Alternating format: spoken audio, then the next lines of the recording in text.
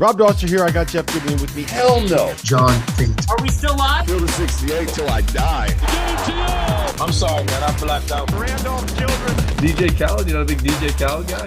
Hands thrown up and in. Goodman needs to be fired all the time. Josh Pastner. You're going to beat people straight up. You know the deal. Drink responsibly tonight. I'll be drinking with you. Jarrell McNeil. From the bluest of the blue bloods to the smallest of the mid-majors. This is Field of 68 after dark. Hello and welcome to the Saturday evening edition of the Field of 68 After Dark. My name is Rob Dauster. I got Doug Gottlieb with me. I got Matt McCall with me. We're presented by our partners over at BetMGM, and we have so much good college basketball to break down today, guys. We had a thriller in Providence as Providence took down Butler in overtime. We had one of the best games I've ever seen with FAU and Arizona in double overtime there. We caught up with Nelly Davis, not Janelle Davis. It is Nelly Davis, and we're going to break down Memphis and why they are a threat to be able to make a deep run into the tournament.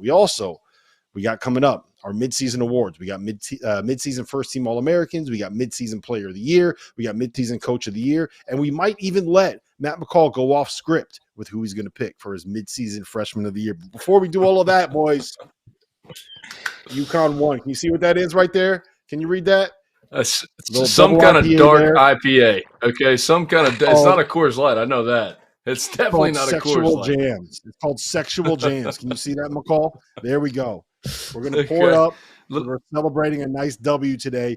UConn beats Rick Pitino and St. John's in his first trip back to the Big East. Doug, I'm going to you first on this one, man. What do you make of this UConn team without Donovan Clingan and Samson Johnson stepped in? I think it was 18 points he had. I think it was a pretty impressive performance for him going up against a guy in Joel Soriano who was an all Big East caliber big guy. First thing is, have we determined what's going on with Rick Pitino's hair color? Do we have we discussed a little bit? It's like a sandy brown there. It's like, man, that's when like everybody's scared of coach. Like, man, you tell him. I don't want to tell him. You tell him. What it is? It's like when Brad Underwood went to Illinois and his hair got just a little bit orange. I guess the color of the school that you go, it just wants to match in with the uniforms. That's what it is. The Red Storm, I get it. I get it.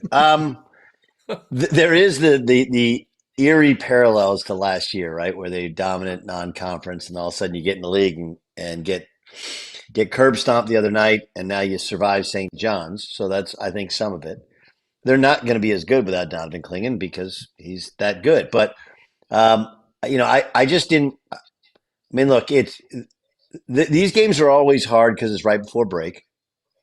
I'm sure, despite the fact that they struggled at least on some level in Big East play last year, it's hard to get the fact that they're St. John's, and St. John's hasn't been great outside of the Michigan win to start the year as well. So there's some of that, but they don't really have a dude like Tristan Newton had been playing a level probably above how good he actually is, but they don't have a takeover a game guy. They just don't.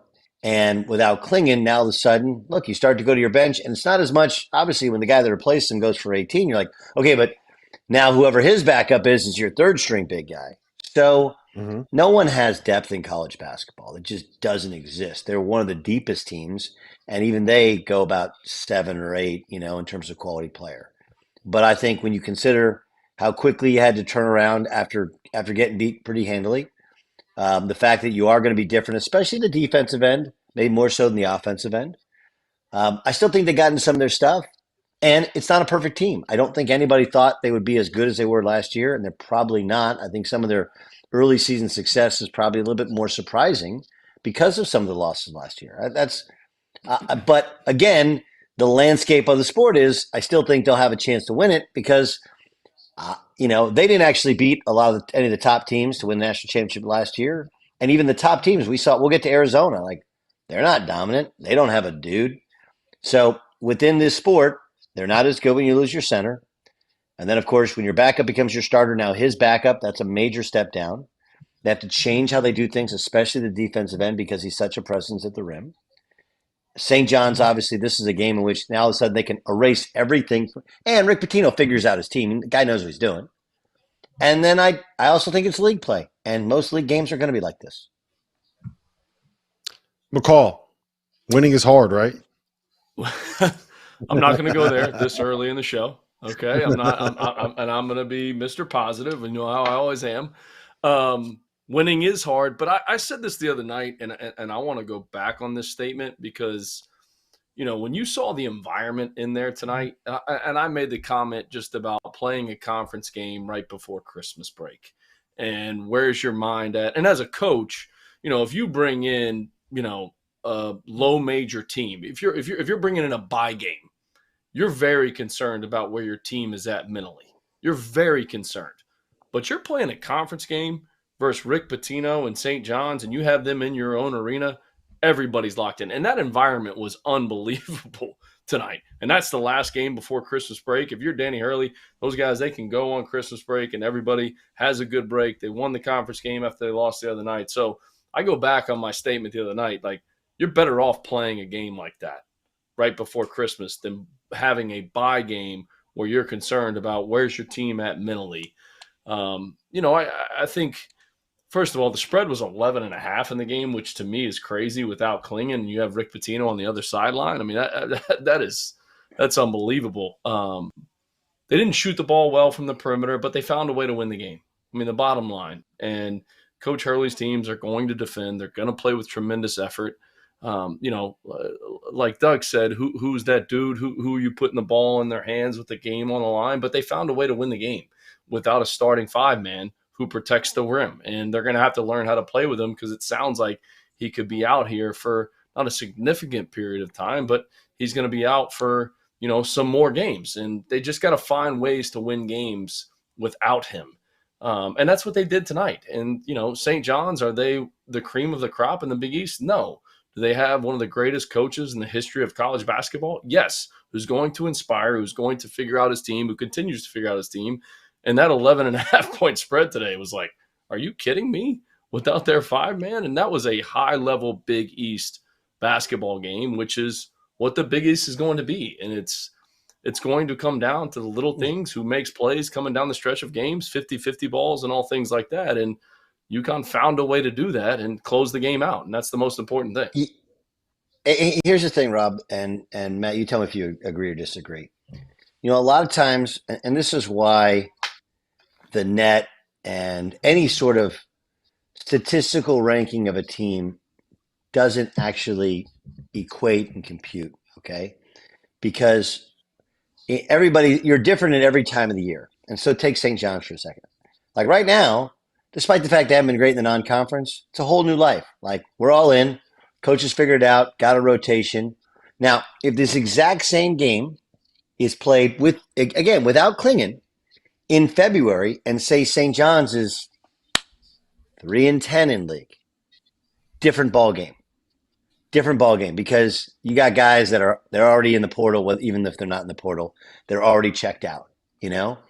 And right now, UConn was coming off of getting thumped. You know, they were like, man, are we any good?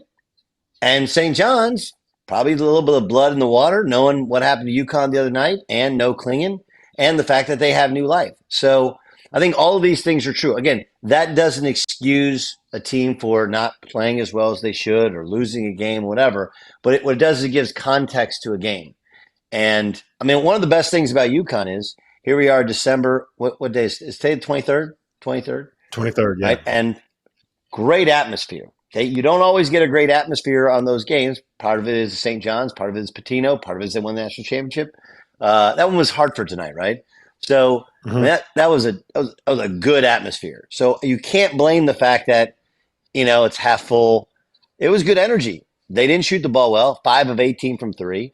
We mentioned Klingon, only 1 block shot. Okay? And St. John's had great energy because they still actually think, I mean, all we got to do is beat a couple of these top teams, and now we can get in the NCAA tournament. That's legitimately how it's going to work. So I think time of year sometimes can work in your favor or can change the complexion of a game. And I think that's in addition to the Klingon injury, the loss earlier this week, but St. John's still believing, because they don't have to cancel the rest of their season yet, it is at least a partial factor as to why. Yeah, we've kind of tiptoed around it. Klingon is going to be out for 3 to 4 weeks. And if you could look at UConn's schedule, that means that best case scenario, he'll probably be back for Georgetown at home, more likely Wednesday, January 17th.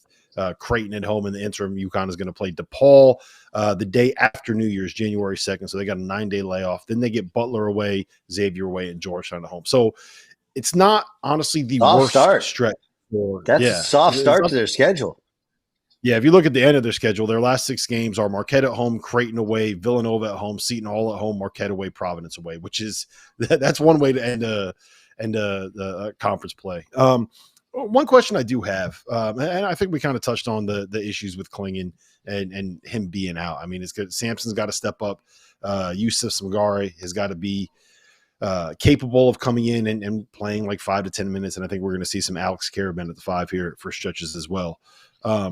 My big question with UConn is that we are not seeing good shooting out of this team so far. They are 33% from 3 on the season. They were 5 for 18 tonight. Part of it is good shooters like Alex Caravan aren't really making shots. Part of it is Solo Ball has not been the guy that we thought he was going to be coming in. And I saw a stat going around the other day. They get more wide open threes than anybody at the high major level by 25%. So they average about 15 wide open threes per game, and the next best high major team is 12 wide open threes per game, and they're shooting about 32% of those threes. So just real quick on that, is this something where it's fixable? Is that something where teams have kind of figured out, hey, we want to let those guys shoot, or is this just eventually it's going to regress to the mean? Doug, why don't you take that first, and Matt? I think it's a matchup thing. I mean, we mentioned that, you got Samson Johnson. I mean, he had that, you guys saw that naked side ball screen where he took, was it 4 steps, Rob, or was it 5? I mean, it was about 7. I can't believe it wasn't called a trap. But the point is that there was literally nobody home because that's how you play UConn, right? You hug up to their shooters, okay? And if they throw it in the post, they throw it on a slip, like we'll live with that. And you lost one of the great shooters in college basketball from last year. But I think, is it fixable? Yeah, you mentioned it, right? You put Caravan at the 5, and now all of a sudden you got to guard all 5 spots. It's really hard. The problem with that is now you have 0 rim protection.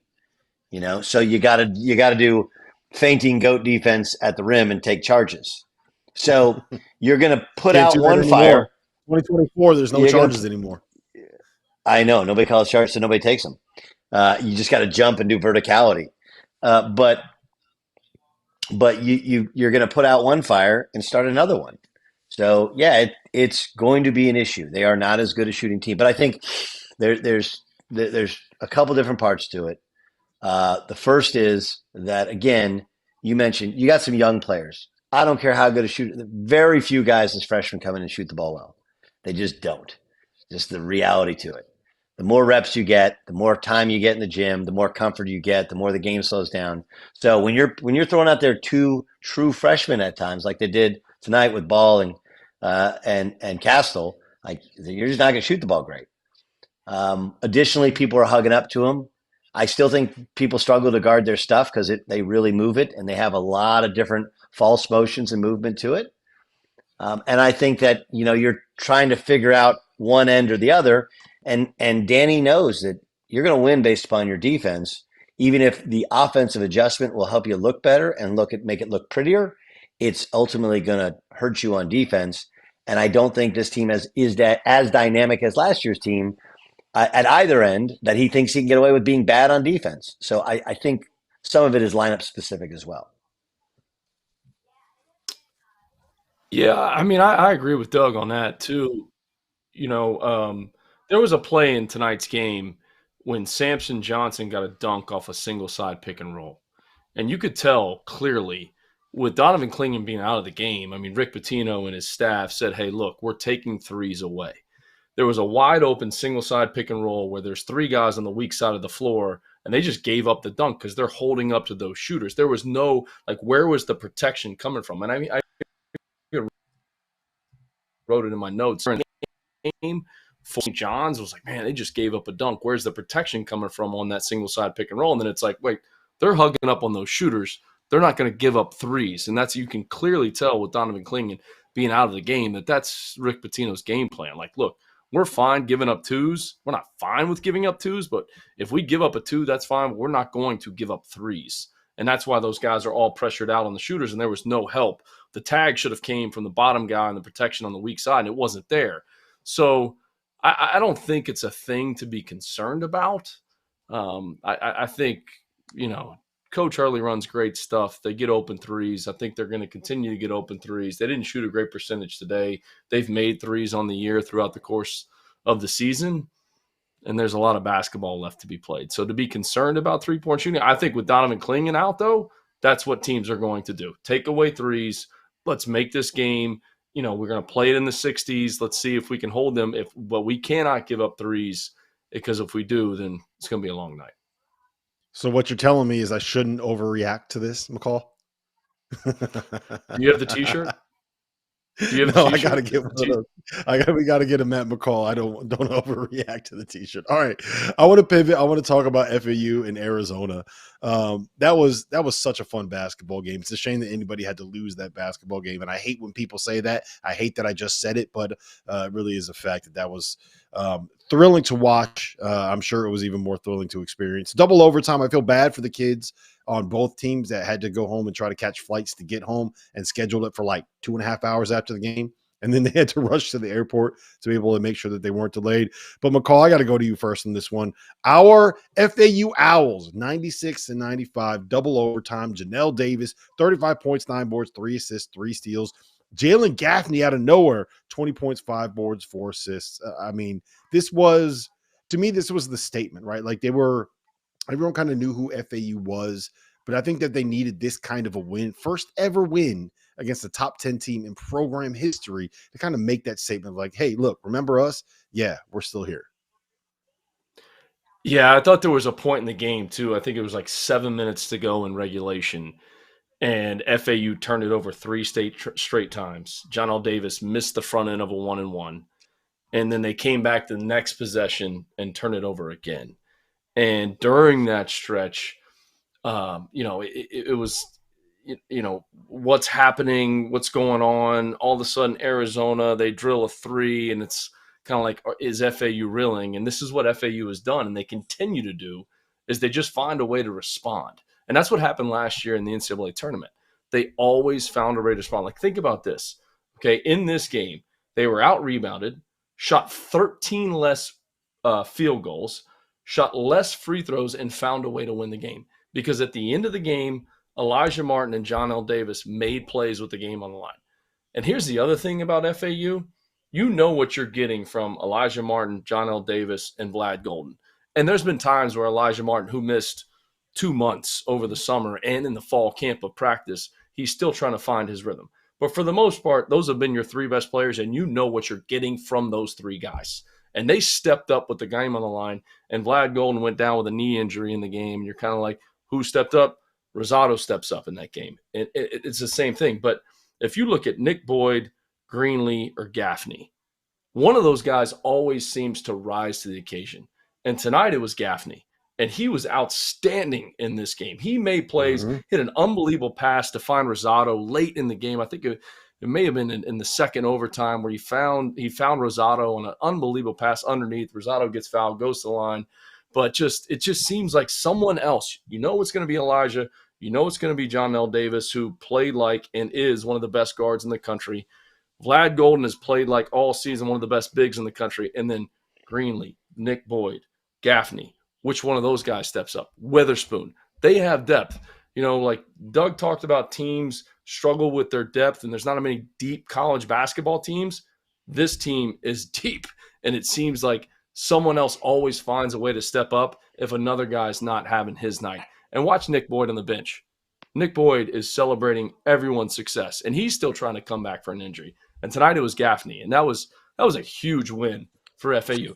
And still, Caleb Love, misses a layup, down the stretch of the game. Arizona had their chances, but man, that was a pro Arizona crowd out in Vegas, and FAU finding a way to win that game.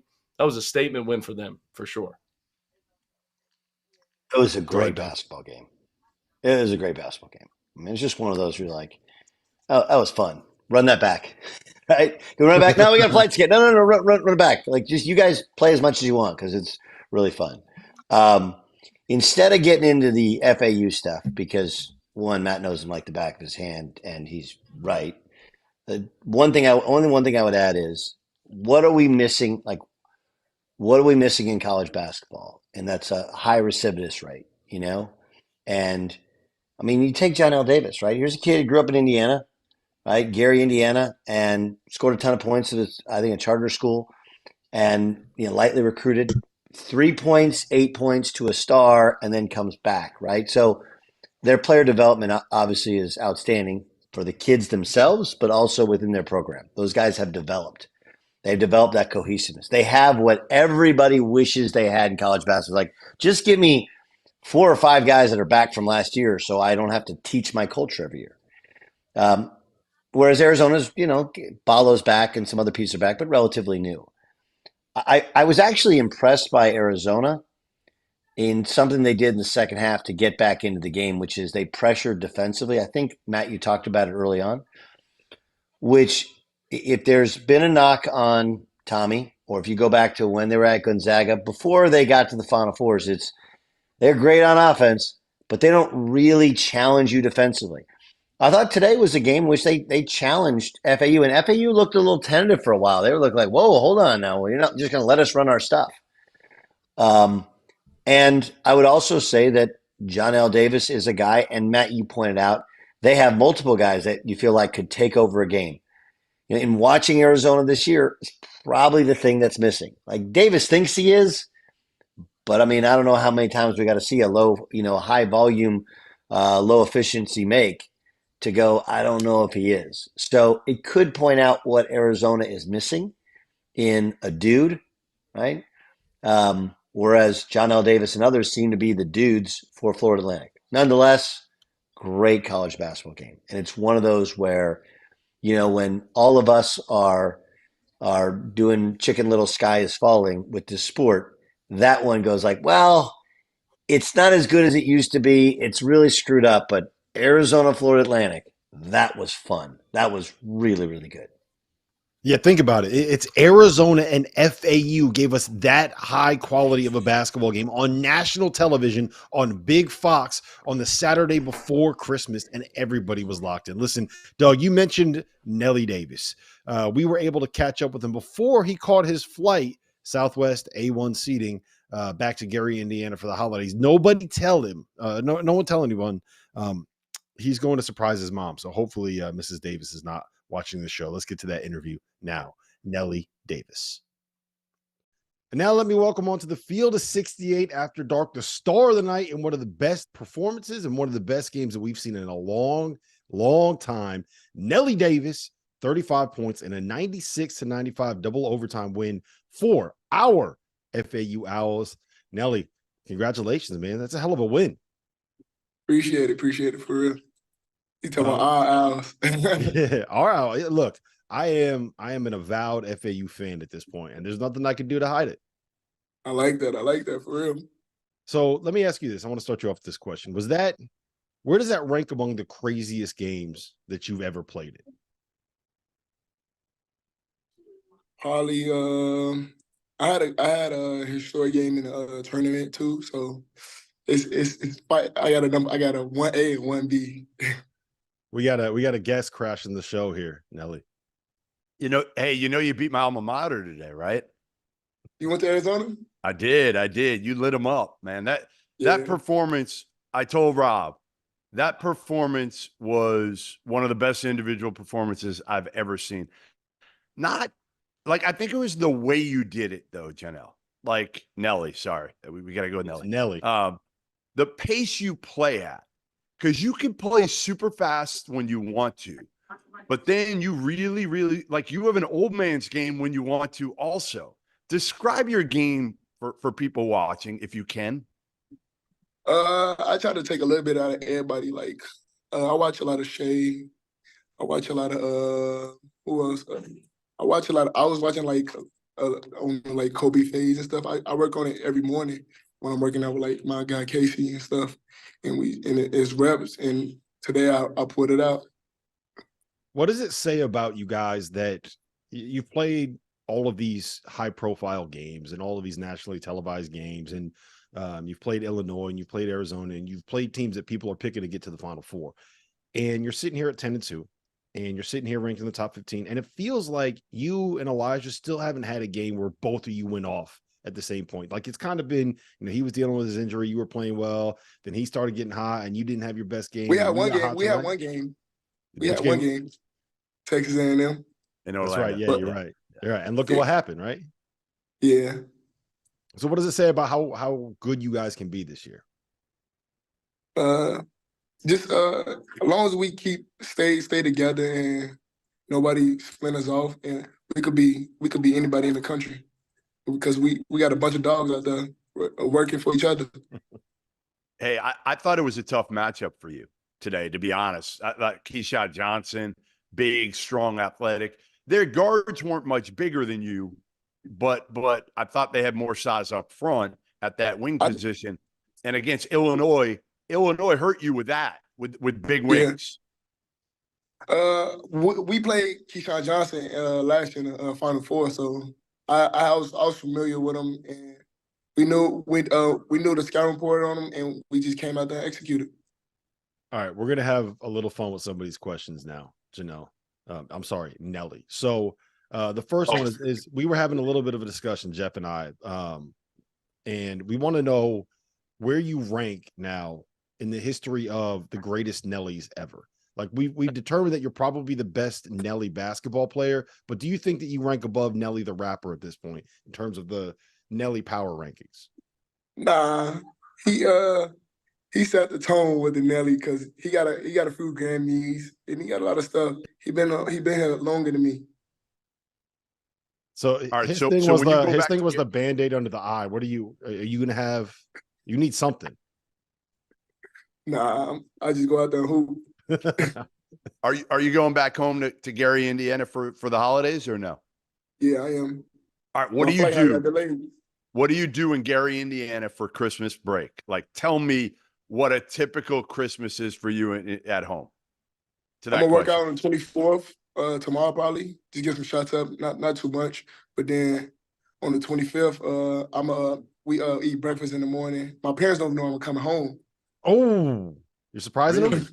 My parents don't know I'm coming home. Nah, they don't.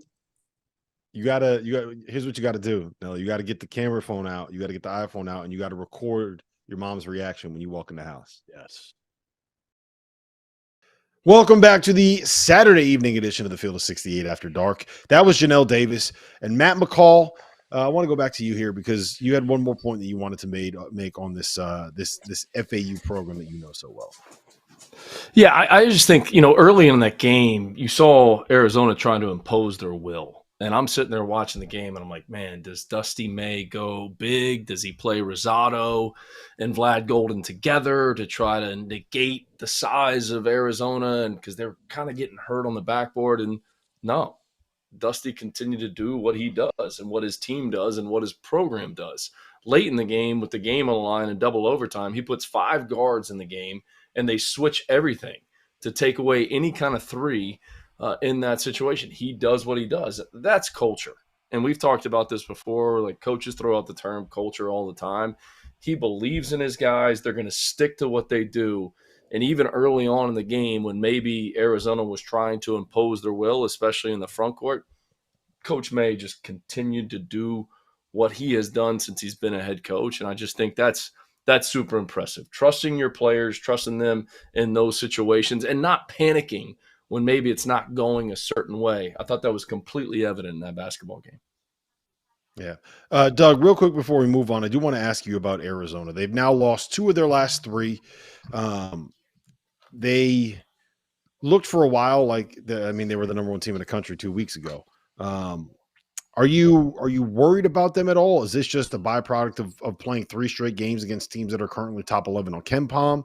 Or is there something that you should that you think that fans should be really worried about with this group? I don't think there's anything fans should be really worried about. I mean, RJ Davis took a lot of shots today, but that's who he is. Maybe a little bit higher percentage than I mean, sorry, Caleb. I'm doing the whole thing from last year. Caleb Love took a lot more shots today. That's the only thing I would. But like, look, it is the same team that beat Duke at Duke. Granted, that's one of those. It was early in the season. The great thing about Arizona is they're in the Pac-12. The Pac-12 stinks. It just does. Okay. Listen, I live in California. I grew up watching the Pac-12. And when my brother was an assistant, he used to send me all the texts of all the pros that are in the league, and they were. Colorado can beat you. Washington can probably beat you at home. But outside of that, there's not a lot of L's in that league. So am I a little bothered? Like, yeah. I mean, yeah, a little bit. And because they should be able to impose their will on Florida Atlantic. Part of it is this really unique setup with Florida Atlantic going to a Final Four and bringing everybody back. And part of it, and then Arizona losing a lot. But like, look, you have Boswell's played a lot of basketball. Caleb Love's played. Those guys played a lot of basketball. So when your backcourt's that veteran, you should be a little bit more comfortable in those games. But again, I think I probably sound like Matt McCall right now. Like, I'm not going to freak out. It's probably a good thing that you lost a game because no matter how much, like, we can do you just lost to a team that lost to Bryant, right? Well, coach, they went to the Final Four, like, they lost to Bryant. So I think some of that can be good because when you have the early season success that they have, you can't tell them anything because they're like, coach, that's good. It's working. Don't worry about it. We're good. Now, all right, take a couple L's. Now all of a sudden, this coaches love this crap. Then you come back from Christmas, and we're going to figure out exactly how to get your guys' mind right. So a little bit. I mean, I don't think they were as good as they played early on in the year. I don't think they're as bad, and these aren't bad losses, as they've played recently. I think the truth is somewhere in between. But I do think that they are physically imposing. I think they're better defensively than Arizona's been. So it gives a stronger likelihood of surviving early in the tournament. And, yeah, you got to watch some shot selection stuff. And for Arizona to not have the best player on the floor is probably like that's the alarming thing. It shouldn't be a huge surprise, but Florida Atlantic had the best player on the floor. Arizona did not. That's different than any time in the last 30 years in college basketball. Yeah, I'll just say this. Arizona has played 6 games against teams that are currently ranked in the top 21 on KenPom.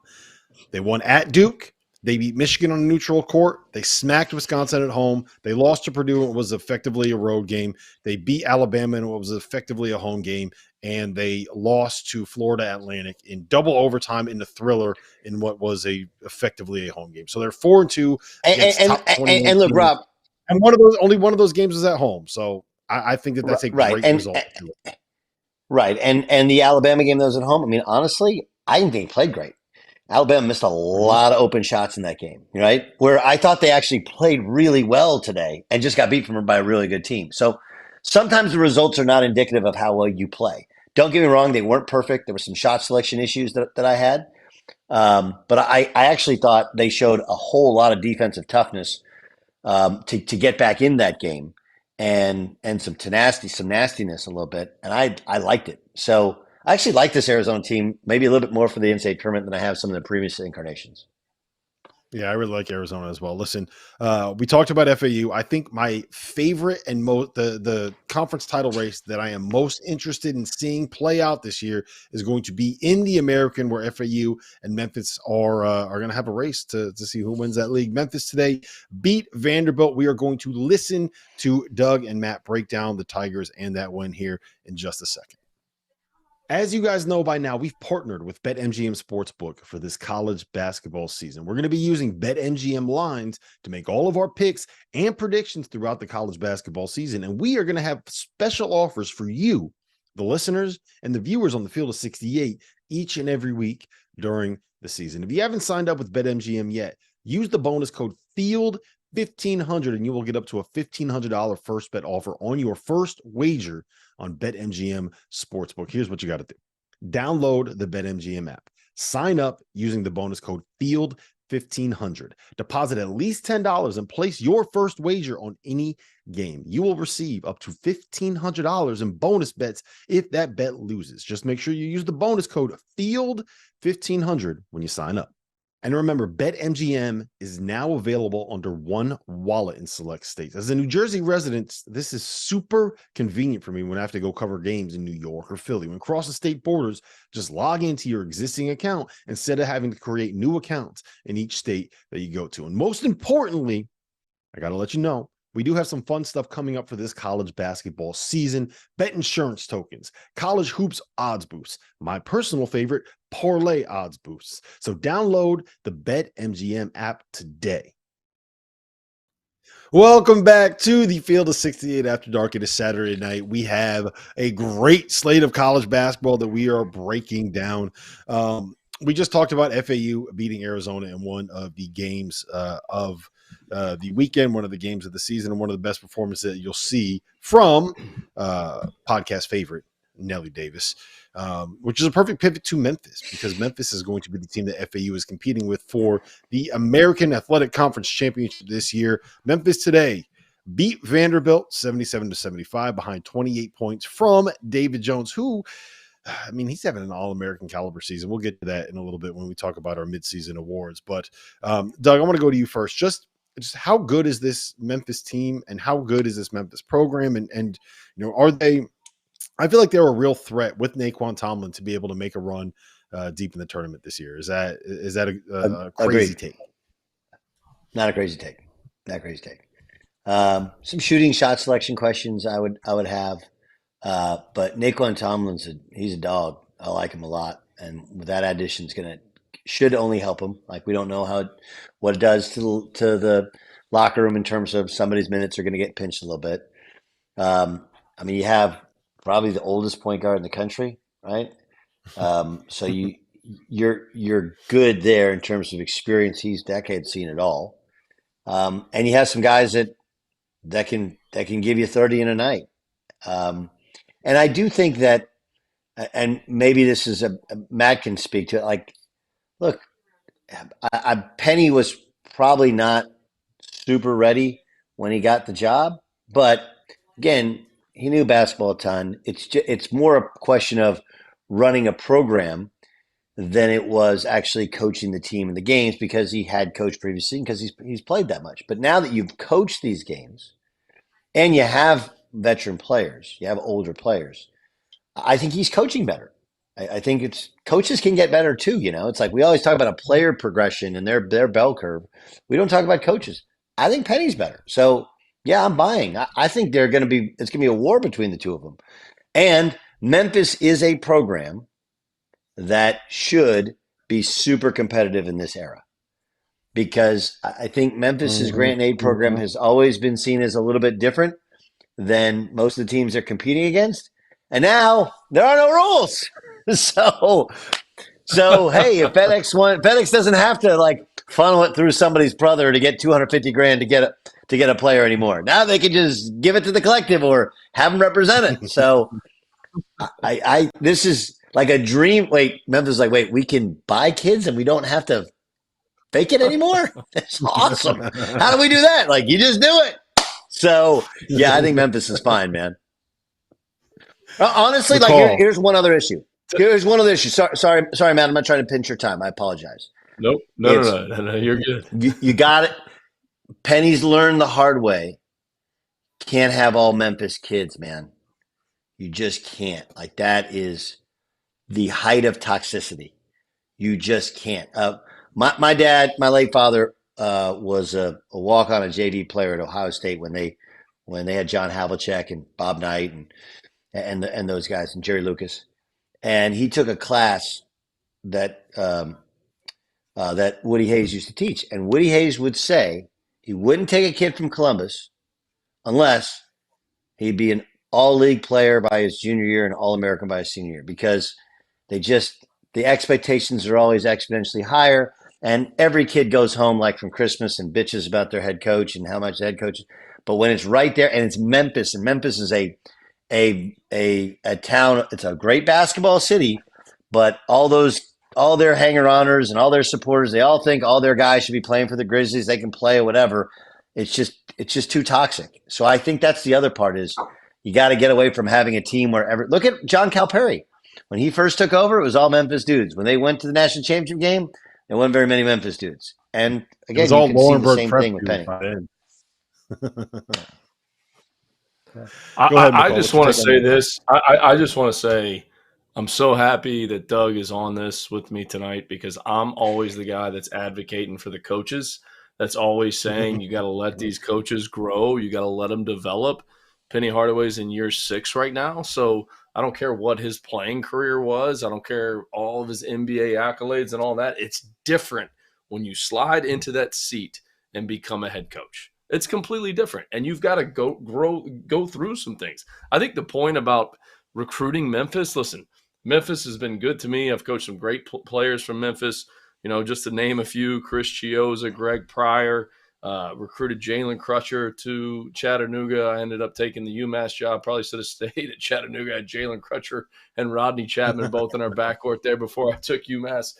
Jonathan Burroughs-Cook. I mean, there's some great players out of Memphis. But to Doug's point, you can't have a whole team of them because they're in their hometown. There's a lot of distractions for those guys. And I just think Penny knows now, you know, who he is as a head coach and who does he do a great job coaching and his culture and how does he build it. And great player, but you got to give these coaches some times to grow and develop. And I'm so glad that Doug made that point because I feel like a broken record saying that point on Field of 68 all the time. I'm always advocating for the coaches and give these guys some time and let them figure out who they are. Matt, it's weird. It's like, Rob, how long have you been doing this? Too long. But Field of 68 has been a thing for 3 years now. Okay. Are you better now than you were in year 1? Yes. Okay. I mean, good would agree. My teasers are pretty good now. My teasers have gotten better. No, but it's like, listen, I've done national sports radio, okay, and games for 21 years, okay. And look, you get into habits and there's things you got to do better than. And here's the other part, Matt. His staff's different, you know. And I think when he had Larry Brown on that staff, and sometimes, you know, Larry Brown's a Hall of Famer. Like, okay, but he's kind of an overcoacher a little bit in college, and he wasn't the head coach, right? And so then when you're trying to coach your team and you got this Hall of Famer sitting next to you, like, who do I listen to? And so he's made some adjustments there. It's the same thing when when you do a radio show or you do a TV show. Like, some of it's not just the host or it's who's doing the camera, the mic, all this stuff, and how it all works together. So I agree with Matt, but it's weird that it's like the one profession where nobody thinks you can actually get better. We make a determination over who you are, and that's it. Like, yeah, you actually can get better. Now, you can get lazy and mail it in and stop doing the work and stop watching the film, okay? And skip out of practice because I got a coach's show to do. I got to meet with somebody. Like, some of them do that. Don't get me wrong, but by and large, especially at the same place when you're a motivated, you're a competitive guy. Like, Penny Hardaway didn't become an all-time great player because he wasn't a super competitive dude, right? And when you're that competitive, it's your hometown, it's your dream job, and one that you really did kind of stab Tubby in the back to go get. Like, at some point, you got to start winning. That competitive nature makes you want to get better. How do I get better? How do I fix this thing? And I think they figured some of it out. Yeah. All right. Real quick. This is where we got to talk about Vaulted. Vaulted is an app that allows you to participate in daily cash prize pools without an entry fee. It is a place you can store your own predictions forever. And by using the Vaulted Challenge feature, you can prove you're smarter than your friends. So go download the Vaulted app. That's VLTED to challenge your friends, store your predictions, and join daily cash prize pools without an entry fee. McCall, here is my Vaulted challenge to you today here on the year of our Lord 2023, December 23rd, 2 days before Santa is going to show up. I am saying that it will be FAU and not Memphis that is cutting down the nets as the American Athletic Conference champion. 30 seconds. Tell me why I'm right or wrong. I just think you're right because of the retention of FAU's team. I think having all those guys back, I think they're battle tested. They have a culture. They share the ball. They celebrate each other's success. I'm with you. I think this is a 2-horse race right now in the American. I think it's going to come down to both those teams, but I got to give the nod to the FAU Owls just with everyone that comes back. Nelly Davis, he is on my current All-American team. And I know we're going to get into that in a little bit here, but he's on my team, played like it tonight. So I'm going to give FAU the nod. All right, Doug, I want to talk a little bit about the Big East big picture. We spent a lot of time on UConn already. We don't have to dive too deep into this, but Providence 2-0. They knocked off Butler in overtime. Butler was pretty impressive to me. They got down 15-0 at the start. They had to fly in this morning because of some plane trouble and still managed to take Providence to overtime in a building where they have only lost 3 times in the last 3 years. But the Providence Friars, 2-0. They're in first place in the Big East right now. How good are they? Are you buying them? Are they a team that can actually challenge for a Big East title in that conference? No, they won't challenge for a Big East title. But I do think that second tier in the Big East is looking more and more impressive. And by that second tier, I mean Villanova and Providence. And I think we're getting to that point to where maybe we consider putting Creighton in that second tier. Let's see. They had a bad shooting night by Villanova. Part of it was the matchups of Villanova, right? If you can run them off the line, and you have a stretch 5 who can guard you inside, that's exactly how you attack them. That's what Colorado State did. They had better guard play than Creighton did, better point guard play, and they had a stretch 5. So that's the matchup for Creighton. But anyway, the last time I was on and when we've talked off air, we've all said, hey, we know who those top teams are. And I think we know who the bottom is, right? We know DePaul's at the bottom. Butler has been thrust kind of in that second tier now all of a sudden. And they're in that group with Providence, I guess, who is like between second and third tier, and Villanova, who had been really disappointing here in the non-conference. Now Villanova looks better. So I think, Xavier down there with their injuries towards the bottom, just above DePaul, and then that big mix in the middle. And then at the top, I still think you're going to have UConn, where, like, obviously you lose to Seton Hall. That's a weird one. And we'll see if they can hang on without Klingon. Although, as we pointed out, they play most of the bottom of the league. By the way, did Georgetown fly in day of the game today? What was that? That was among the most pathetic performances I've seen. Like, I know Marquette's good. I know Pfizer's hard to play in. I know all that. But, I mean, they had some live ball turnovers in transition. They're like, this is like a bad pickup game. It was awful. Anyway, I would put PC. I mean, like, you ain't going to the dunk and winning games. You're just not. And I'm obviously impressed by Cam English. The 2 kids he brought over from George Mason are outstanding. And they played with great – they were ready to play. I mean, one of the things Matt pointed out is – and it's different when you're playing conference play. I get it. But this is sometimes a hard time of year to get kids ready to play because they sit down and they're out there – especially at home, right? Because if you're at home, you're going on the road. You're usually going home afterwards. You look at your phone, you look at your flight, you text a couple people. Like, everybody said, well, I'm locked in, coach. And then coach walks out and they look at their phone, they're getting ready. That team is ready to play today. That's coaching. Coaching is getting kids ready to play and getting to play their balls off. And I thought Kim did a great job today. So I don't think they're going to compete for the league championship. But I do think that they're a team that, the Oklahoma game kind of aside and a couple other non-conference weird ones aside, I think now you got to consider, okay, did the Big East go from 4 teams, maybe a 5th to, wow, this league's getting deeper because of what Nova did at Creighton and what Providence did and how surprising Butler is so far this year. Matt, Nova is the weirdest one to me because if you look at their resume right now, right, and you just take away everything that happened in the Big 5. They've beaten Maryland in a game where they were up by like 30. They beat Texas Tech. They beat North Carolina. They beat Memphis in a game where they were up by 30 at one point. They beat UCLA. They beat Creighton in overtime on the road, and their only loss is in overtime at Kansas State. And then you throw in the Big 5 stuff. They got beat by Penn. They got smacked by St. Joe's, and they put up 55 points in a dreadful performance against Drexel. What the hell's going on with Villanova, man? Please, can you make some sense of this to me? Because it makes absolutely no sense to me. You're Mr. Positivity. Give me something, man. Give me something here. What?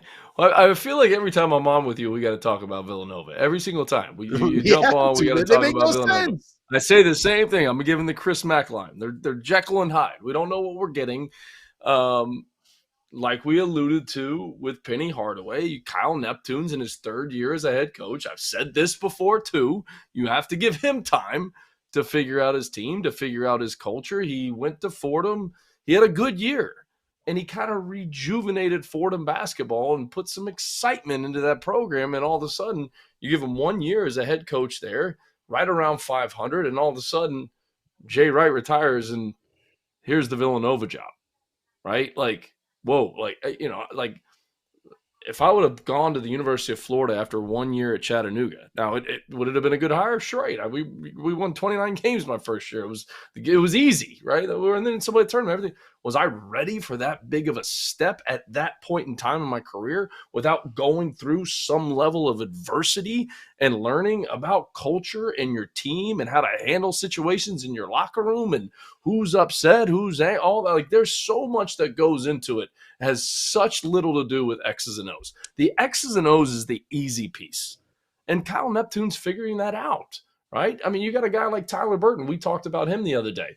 You're looking at a guy, when you watched him play at Richmond, he looked like an NBA player, right? He comes down. You can put him in ball screens. He can play. He can create. He's got the size. He makes the jump to Villanova. And if you're recruiting him and you take him in the portal, this is a no-brainer because he's got high character. He's graduated from Richmond. He's done all these things. And you're injecting him in here thinking he's going to be the exact same player, which is just not the case. And he's learning how to manage all that and deal with that. So that's why you've seen him maybe drop some games that they shouldn't have dropped. And it's a very difficult situation for him to take over, even though he's never turning that down. He's got an opportunity to go back to a place that he won a national championship and now be the head coach. But it's hard, and you got to give him time to grow and develop. And I've said it a million times. I'm just so happy Doug came on here and reiterated my point earlier about Penny Hardaway. And then here's the other part, Rob. Here's the other part. Here's the other part about the Big Five stuff, right?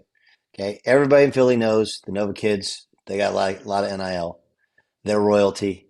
Okay, and Nova has been running roughshod over the Big Five for a decade. Okay, not those kids in Nova uniforms right now. They haven't done anything. They're a copy of a copy. You guys ever watch Multiplicity? Remember that movie, Multiplicity? And the copy was like shaving his tongue. Right, like they are representing a culture that they are representing a culture they got nothing to do with. Right. So meanwhile, in the Big Five, like we get to play Nova. I want to be Nova. That's a hard deal. Okay, and it's a real thing that this is a real thing with these games is that teams with a lot of NIL, you come out slipping. All those kids, they think they're playing for next year's paycheck. If I impress this coach, I'm going to be on that payroll next year. That's a real thing that they talk about. And I think that's part of it. And then you have you're following God. That's who you're following. You know, it's the job no one should ever take, but you can't turn it down. You are following God. You're following Jay Wright. No doubt. Mm-hmm. I just want to know which. And one last thing. I'm sorry. What Villanova player? I'm sorry. I just want to know which Villanova player you think is sitting there shaving his tongue. If what? That was such a great. No, but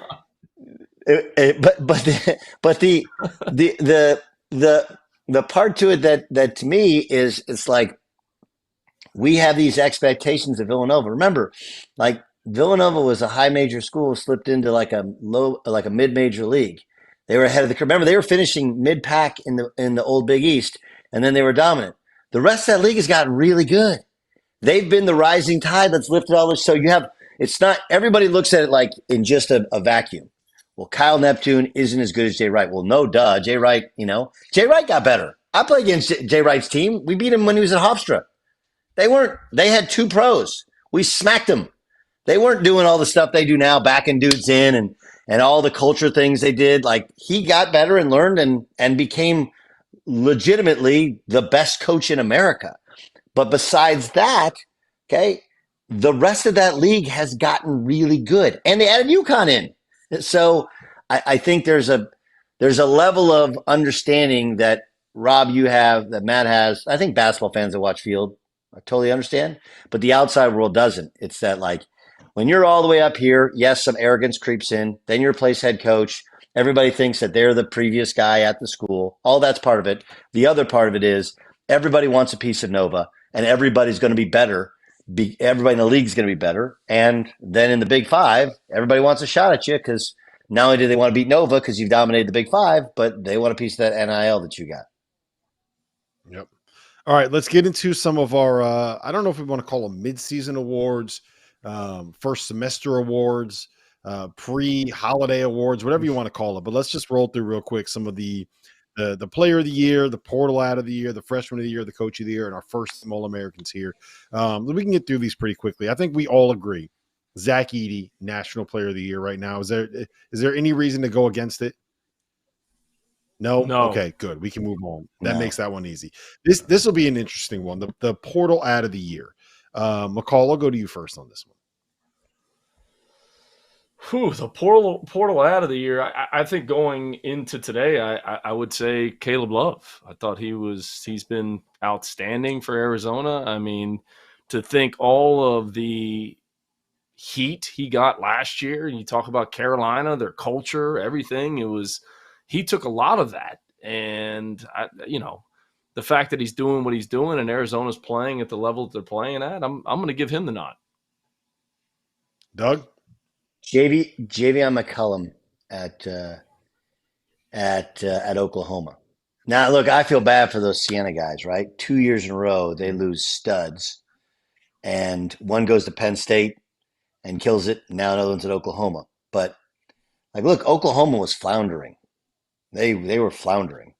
And I know they've made some others, Jalen Moore at the 4, and I think it's Darth Hart comes off the bench, is a great shooter. They've added a bunch in the portal. But McCullum, he's a dude now. He's probably about 6'1.5". He's averaging about 16 a game, 3 assists a game, but he can play some point and guard. And Oklahoma was competitive with North Carolina. We talked about Providence. They smacked Providence. Smacked them. Oklahoma's legit good, and I think I kind of saved that program a little bit. He's really, really good. He's a huge part of what OU's doing. Yeah, I totally agree. I had 3 guys written down. One was Kashad Johnson at Arizona. One was Hunter Dickinson at Kansas. But the guy that I'm going to go with, David Jones at Memphis. He's averaging 24 a game. I think over the last 8 games, he's been the highest scoring player in college basketball. He had 28 tonight in a win over Vanderbilt. He had 25 the other night going up against Ryan Dunn and Reese Beekman, 2 of the best on-ball defenders in the sport. He is the reason why, in my mind, Memphis has been able to be a team that is currently sitting here ranked in the top 25, being talked about as a Final Four sleeper. All right, freshman of the year. Doug, why don't you go first? I'm gonna pass the mic to Matt because he's really excited about his freshman of the year. Really excited about his freshman of the year. I'm all in on Reed Sheppard. I'm all in. I just think his unselfishness. He picked a school that he's always wanted to go to, and he plays with such great passion for that school. And he's unselfish. He comes off the bench. I mean, that's culture. How many guys that are playing at the level that he's playing at would be willing to come off the bench? And he is. And I know Dillingham is too, but I just think he impacts the game in so many different ways. And he has a passion for playing at his school. And you're talking about a Florida Gator alum. So for me to talk about Kentucky at this high level is not an easy thing for me to do. But I'm giving it to him. I'm giving it to him. And you could give it to a number of guys on his team, but I got to give it to him. Yeah. I'm actually going to give it to Dillingham. I'm giving it to Dillingham because he's my son's favorite player. And because he came out to Southern California and worked out last spring. And I had seen him, I'd seen the overtime stuff. And I was just like, I don't know, man, if you can be that guy, just go get buckets in college basketball. It's almost like an NBA role, right? Or that Bobby Jackson role or the Jason Terry role. Just come in, don't worry about position, just come get buckets. And I would actually, I'd give credit to John Calipari. He's not trying to change him. He's not trying to make him into a traditional 2-guard or a traditional point guard or, he just let him go. And if it gets bad, he takes him out and then he gives him another shot and then he just kind of roll with it. But I'm going to go with Dillingham just because he's fun to watch, because I agree with everything you said about Sheppard, and they're opposites. Sheppard does everything you're supposed to do when you're supposed to do it, and a really good athlete, solid, smart, makes shots, got a little stuff to him too. Dillingham's just wild. But man, when he puts in 3 or 4 buckets in a row, you're like, this kid can't be stopped. He's awesome. I'm gonna go with Dillingham. Yeah, Dillingham was a guy that I had written down. I don't hate the Reed Shepherd pick at all. I love those two dudes. I love that they come off the bench. I'm gonna part of my one of these awards we're gonna give has to do with both those players. So I'm gonna pivot since you guys stole the best ones. I'm gonna go with Jacoby Walter at Baylor. Just the fact that he's the shot maker that he is. He's as efficient as he is as a freshman. He can contribute on the defensive end. I think that his impact on Baylor is why they are good enough to be able to compete at the top of that Big 12. Go ahead, Doug. Well, I was just going to say, I had a coach who was on the USA basketball staff tell me, like 2 years ago, he said, one of these kids that doesn't make USA basketball, it's going to be better because of it. Jacoby Walter was that guy. Didn't make it, and then just got in the gym and got better, and he's a stud. It's a good call. Yeah, he's been killing it. All right, this is an interesting one. I'm going to be very curious to see where you guys go on this. Coach of the year, Doug. Can we go to you first on this one? Are you good? No, go to the coach for the coach of the year because I like to hear how Matt's brain thinks. Give me Mark Byington, James Madison, 12-0 right now. Knocked off Michigan State to start the season off. He's doing an unbelievable job. They're going to compete for the title in their league. To go 12-0 pre-Christmas, at that level is super impressive. I'm going Mark Byington from James Madison. Doug? This one's going to surprise you. Now, look, I think we all know that Illinois has a lot of resources, right? Brad makes a lot of money. They got good NIL. They got great fan support. But I always marvel at coaches and Calipari's like this as well, that are doing things differently. They're playing a different style of basketball. Okay, he's not running spread. He's 4 out or 5 out. He's letting them go. He's kind of playing without a point guard, but they're dangerous as hell. They picked some out of the portal. They've done a little bit of everything. I'm going to go with Brad Underwood at Illinois. I think he's doing a fantastic job. So Brad was my runner-up. For all of the reasons that you just mentioned, mostly that they're as good as they are without a point guard. The guy that I have right now as the midseason coach of the year might shock a lot of people, but I'm going to go with John Calipari for a number of reasons. Sure. The biggest one of which is that he adjusted what he does to go and play that 5-out style and not have to worry about having a big guy in the paint that you throw to in the post. He is winning with a whole bunch of freshmen, which is not something that happens in college basketball in 2023 anymore. And I think the most important part of coaching more than anything else is getting guys to buy into roles. And we just mentioned Rob Dillingham and Reed Shepherd are the 2 best freshmen in college basketball. He got them both coming off the bench, and those dudes aren't complaining about it at all. He's got everybody bought in. I'm in on the Wildcats. I'm going to give Coach Cal midseason coach of the year. All right. First team All-Americans. We got to go to McCall first on this one because Doug keeps passing the baton every time I try to give it to him. So McCall, give me your first team All-Americans here. So you want me to go through all 5? We're going one at a time. What are we doing here? We didn't do a graphic? Oh, okay. Yeah. Where's the graphic? Okay. There we go. There you go. Oh, Tyron Grant Foster. I like that call. That's a good one. He is, first of all, Isaiah Stevens and what he's doing at Colorado State, Nico Medved, unbelievable year this year. Them in New Mexico in that conference, that's what it'll come down to. It's crazy to think that they're going to play the first game coming out of Christmas in conference play. Terrence Shannon, Doug alluded to it, what Illinois is doing this year. You saw them line up and play against FAU. And he was by far the best player on the floor. I had Tyron Grant Foster in a game earlier this season out there in the Arizona tip-off. One of the best stories in all of college basketball to come back from what he has and to play at the level. You want to talk about an NBA player and the guy that looks like an NBA player. If you haven't seen him play, he's athletic. He makes threes. He can put the ball on the ground. He can defend. He can switch. He's that guy. Nelly Davis had 35 tonight and 9 rebounds. I don't think he gets enough credit for how he rebounds the basketball. When you watch them play on defense, he's always blocking out. I'm putting him in my All-American. And then, no surprise to anyone, Zach Edey is rounding out my top 5. Go ahead, Doug. So mine's a little different. If you guys want to put my graphic up on screen. So I went with another former Texas Tech player, and Kevin McCullough. And I Tristan Newton didn't play great tonight, but he has had some unbelievable games and played at a very high level so far this season. And I got Tyler Kolek as my point guard on this team. I mean, I know that Jeff has said continually he's the best point guard in the country. I find it really hard to find flaws with how Tyler plays. Obviously, it didn't go well the other night when they lost to Providence. But that's my squad. So you got Tristan Newton, Terrence Shannon, Kevin McCullough, Tyler Kolek, and Zach Edey.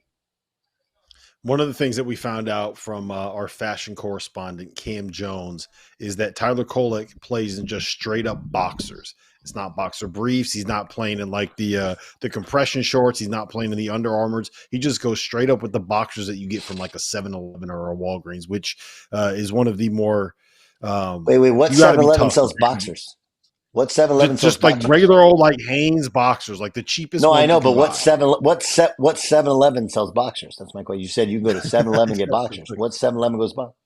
I'm just quoting Cam Jones. Whichever one Tyler Kolek and Cam Jones go to. Yeah, you think Tyler Kolek cares? I bet Tyler Kolek would show up with just shorts on and nothing else, and he's still going to go. That's a very That's a very '90s thing. Like I'm telling you, we used to do boxers, playing boxers, and then this is a real story. Okay, the late great John McLeod, my coach at Notre Dame, we had jock straps and we had jock strap checks, and our center was a freshman, Phil Hickey from Wellsboro, Pennsylvania. And he got caught with no jockstrap one day at practice. And he called in the team. He said, Notre Dame, you got to protect those testicles. Those are your future. Wear your jockstraps. Okay, let's do 3-man weave.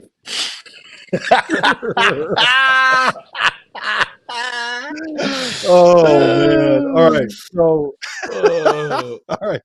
And to all a good night. To all a good night. You get my All-American team up there. I'll roll through real quick. I agree with you, McCall. PJ Hall! Love PJ Hall! What he's doing is unbelievable. Kevin McCullough and Terrence Shannon have both had fantastic seasons. Everyone knows Zach Edey's going to be up there. But PJ Hall is a guy that I want to talk about. Dagan has him listed as a center. That guy is as far as a 4 gets. He's been shooting threes. He's been playing defense. He passes the ball. He's a 5th-year senior. He's tough as hell. He's strong. I think that Jarrell McNeil was on here the other night and said that he's built like an action figurine. And that dude is an absolute monster. He's having an unbelievable season, an All-American caliber season. And I think he needs the recognition for it. So listen, guys, this has been a blast. You're not going to hear from us until December 28th. Our next live show will be 5 days from now, but we also have a show that is coming tomorrow. It's pre-recorded. It is the Christmas Eve Spectacular. We are going to give out Christmas gifts to 12 of the best teams in college basketball. You can see Doug Gottlieb is over there fired up. So for Coach Matt McCall, for Doug Gottlieb. Time to move the elf. We got to move the elf. We got to move the elf. We got to go. I got to go move the elf. We will see you guys again after the holiday. Be safe, be well, and enjoy the time with your families.